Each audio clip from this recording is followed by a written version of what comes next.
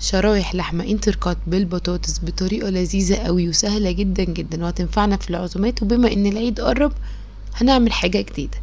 في طاسة على النار فيها زبدة وزيت، اول لما يسخنوا قوي هبدأ انزل شرايح اللحمة بتاعتي، ومش هحط فيها اي حاجة غير ملح وفلفل بس.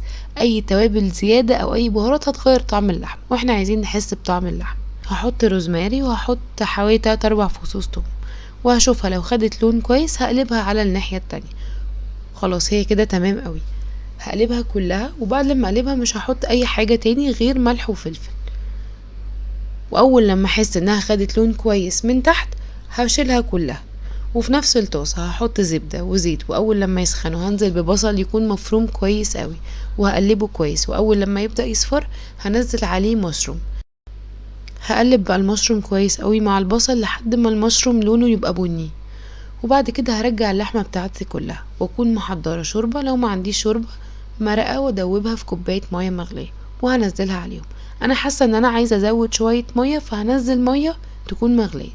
وبعد كده هنزل عليهم بطاطس. البطاطس دي انا كنت محمراها وهنزلها واحاول ادخلها كده بين اللحمة، وهزود رشة ملح وهقلبها كويس وهسيبها تكمل سوا على نار هادية واغطيها.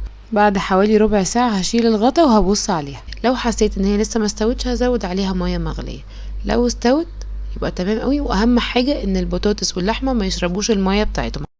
ولو حسيتوا ان اللحمة شربت الصوص كله زودوا شوية مية مغلية وخلوها تغلي غلوة. قبل الخطوة دي في ربع كوباية مية هتدوبوا معلقة نشا وتدوبوها كويس، ما تعملوش زي عشان كنت مستعجلة وما دوبتهاش كويس. وهنزلها واسيبها حوالي 10 دقايق كده لحد ما الصوص يتقل. وهي اللحمة والبطاطس جاهزين. ممكن تاكلوها بالعيش، ممكن تاكلوها لوحدها مع رز ابيض، مع مكرونة، هتبقى حلوة قوي. وجربوها وجديدة وهتعجبكم.